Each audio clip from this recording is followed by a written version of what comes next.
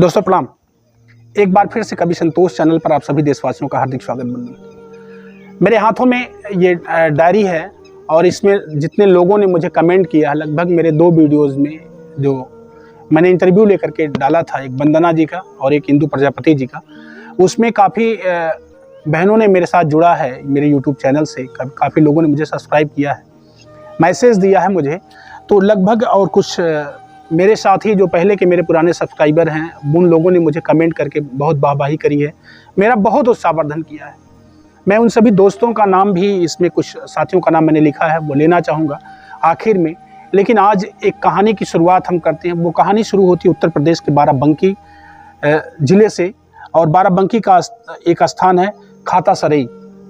खातासरई area की कहानी है। गांव का नाम मैं नहीं बताना चाहता हूं, क्योंकि वो बिटिया जो वायरल हुई है उसके यहाँ आज इंटरव्यू लेने वालों का तांता लगा हुआ, काफ़ी लोग वहां आ जा रहे हैं। लेकिन वो कहानी बताना मैंने लाजमी इसलिए समझा है, मैंने उचित इसलिए समझा है कि वास्तव में ये सोशल मीडिया, ये इंटरनेट देने वालों को बहुत कुछ दे गया है, बहुत कुछ दे भी रहा है।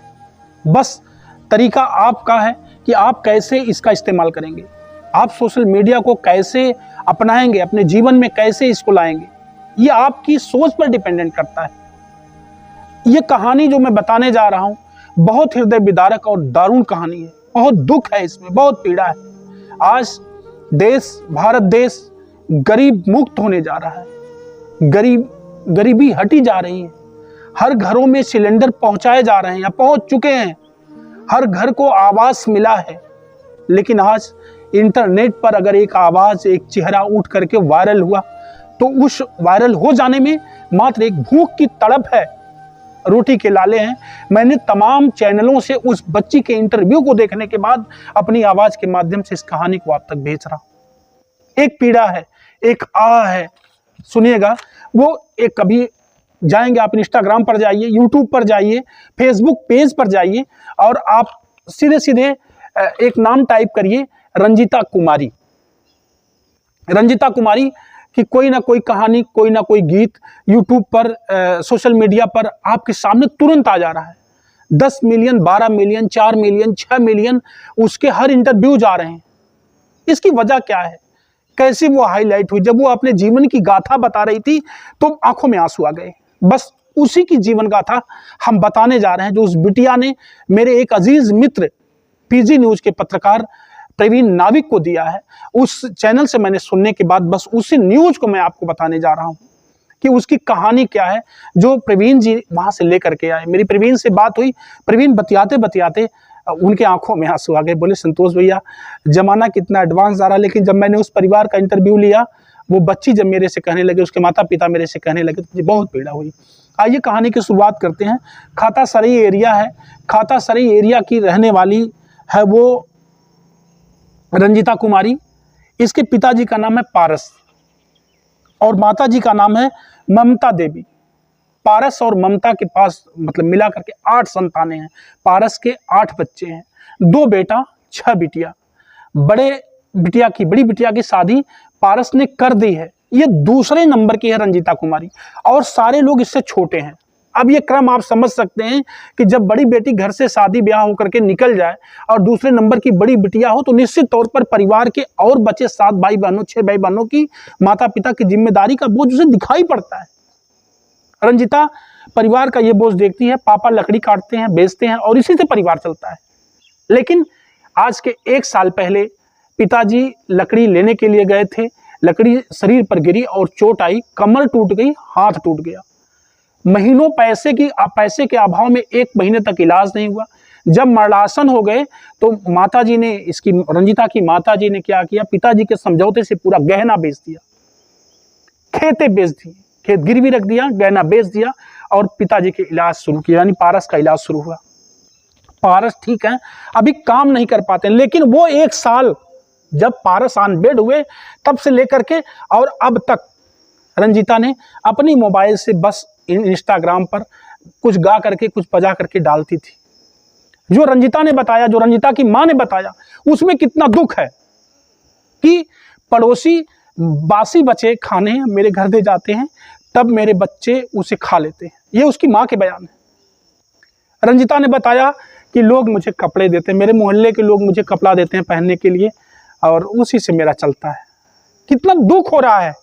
आज भी जो पीजी न्यूज़ ने दिखाया, उसके घर में चूल्हा है, गैस नहीं है, उसके पास छप्पड़ है, वो भी टूटी हुई है। इतना सब कुछ कहने के बाद एक गीत उस दिन गा करके वो डाली जिस दिन उसके सारे भाई बहन भूख से रो रहे थे। घर में खाने के लिए कुछ नहीं थे। मम्मी किसी के यहाँ कुछ लेने गई थी, आई लौट करके और बोली कि नहीं मिला। पूरा परिवार भूख से तड़प रहा था। छोटा वाला भाई, छोटी बहनें सब रो रही थी।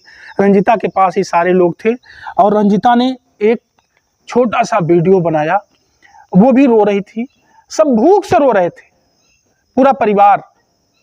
लेकिन जा तारा त जा पिया ठीक से कमैया, ये वाले गीत पे उसने एक वीडियो बनाया और वो सिसकियां भर के रो रही थी, जैसा मैंने थंबनेल में दिखाया है।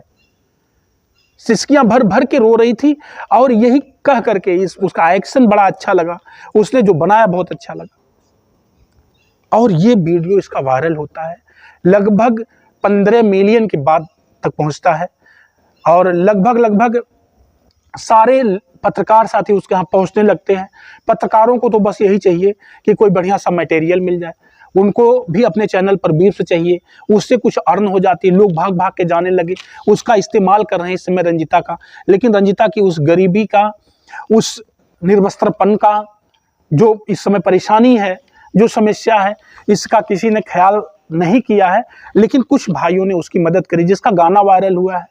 वो आए थे उसके घर पर, राशन वासन भर करके पूरा गए हैं, आगे भी और राशन देने का वादा किया है। मेरे वीडियो बनाने का मतलब ये है किसी की भावनाएं आहत नहीं करना, लेकिन धन्यवाद मैं सोशल मीडिया का देना चाहूँगा कि कम से कम उसके पिताजी ने कहा कि भैया कुछ चैनल वाले आते हैं तो इंटरव्यू लेते हैं बिटिया का, तो कुछ खाने के लिए हमको दे देते हैं। अब कहीं ना कहीं से रंजिता अपने परिवार के लिए 2 जून की रोटी बन रही है, ऐसा लग रहा है मुझे। मैं ढेरों शुभकामना रंजिता की मेहनत के लिए देता हूं, उसकी हूबहू एक्टिंग के लिए देता हूं कि वो वास्तव में अच्छी अभिनेत्री बने, अच्छा अभिनय करे। और बहुत अच्छा अभिनय उसने किया। वीडियो देखने के बाद मुझे बहुत पीड़ा हुई। मैं और पत्रकार साथियों से निवेदन करूंगा जिनके पास मेरी आवाज़ पहुंच रही है, अगर आप रंजिता के यहाँ इंटरव्यू लेने के लिए जाते हैं तो आपसे गुजारिश है कि उस परिवार को 1 जून का खाना दे करके आएँ कम से कम, ताकि उसकी फैमिली 1 जून 2 जून यानी 1 बेला 2 बेला ठीक ठाक से खा ले जाए। गरीबी इंसान को जब तोड़ती है मित्रों, तो बहुत, अब कितना बताएं कि एक गरीब के सीने में कितना दर्द होता है, कितनी पीड़ा होती है। लेकिन धन्यवाद है सोशल मीडिया का। मेरे पिछली कहानी में जिन दोस्तों ने मुझे कमेंट किया, मेरा उत्साहवर्धन किया है, मैं उन दोस्तों का नाम लेना चाहूँगा। और ये कहानी बोलने का मतलब ये नहीं किसी की भावनाएं आहत हो जाए, किसी का दिल दुख हो जाए, इस नियत से मैं ये कहानी नहीं बोल रहा हूँ। बस इस कहानी को इसलिए बोल रहा हूँ कि जो लोग सोशल मीडिया पर वर्क कर रहे हैं, जो लोग यूट्यूब पर काम कर रहे हैं, जो लोग फेसबुक पेज पर काम कर रहे हैं, उनको लगता है कि मेरा वीडियो नहीं जा रहा है, तो समझिएगा कि आपके अभिनय में कोई कमी है, आपके बोलने में कोई कमी है, आपकी मेहनत में कोई कमी है। मुझे भी इसका पूरा भान है। अगर मेरा नहीं जा रहा तो मैं भी समझता हूं कि कहीं ना कहीं से मैं कमजोर हूं। लेकिन मैं निवेदन आप लोगों से करूंगा कि यही एक ऐसा प्लेटफॉर्म है। और पढ़ाई, अगर आप पढ़ करके हार गए हैं, थक गए हैं, आप लगता है कि शिक्षा से सफलता नहीं पाएंगे और सोशल मीडिया पर ईमानदारी से आप सोशल मीडिया का इस्तेमाल कर रहे हैं, तो समझिए जीवन की एक शिक्षा है सोशल मीडिया। मुझे ऐसा लगता है। आइए, जिन दोस्तों ने मुझे कमेंट किया है, राजेंद्र वशिष्ठ जी ने मुझे कमेंट किया था, एक सुझाव इनका था, मैं इनके सुझाव पर अच्छा सा पालन करूंगा। सूर्य प्रकाश सिंह सूरज बिरहा व्यास गुरुजी अधिकतर मेरे सारे वीडियोज पर कमेंट कर रहे हैं। मेरे और 2-3 दोस्त हैं जो लोग मेरा बहुत उत्साहवर्धन करते हैं, रामाज्ञा गोरखपुरी जी, मधुर मौर्य जी और अंकुर यादव, वंदना पांडे, दिनेश पाल, गोरख यादव, अवनीश यादव, कविता ऑफिशियल से भी कमेंट आया था, और राहुल प्रजापति जी, सीमा सुनीता, पूनम गुप्ता, सरला देवी, भक्ति सरिता, रेखा उपाध्याय, ममता यादव, मीला पाल, रजनीश कुमार, पूजा मौर्य, पद्मा गुप्ता, मंजू वर्मा टांडा से फ़ोन भी करी थी, कमेंट भी किया है। और मंजू भी चैनल पर यानी यूट्यूब पर भी गाती हैं। इनका ये कहना था कि भैया मेरे पास आइएगा, मेरा भी इंटरव्यू लीजिएगा। मैं जल्द ही बहन से वादा करता हूं कि मैं आऊँगा टांडा, जब भी मेरा रूट होगा तो मैं आपकी आवाज़ को अपने चैनल के माध्यम से आम जनमानस तक पहुंचाने की कोशिश करूंगा। और मैंने पहले बताया कि मेरे साथ कैमरा पर जो मेहनत कर रहे हैं मेरे साथी नीलेश पाठक जी, मैं इनका भी आभार व्यक्त करूंगा। हर बार मेरे वीडियोज़ में लगभग ये पूरा समय देते हैं। दोस्तों, मैं आप लोगों से पूछना चाहता हूं कि ये वीडियो मेरी आपको कैसी लगी, और कमेंट में ज़रूर बताइएगा, अपने जनपद का नाम लिखिएगा, ताकि अगले वीडियोज़ में हम संतोष आपका नाम भी ले सकें। अगर आपने चैनल को सब्सक्राइब नहीं किया है तो मैं निवेदन करूँगा मेरे चैनल को सब्सक्राइब कर लीजिएगा। जय हिंद, जय भारत।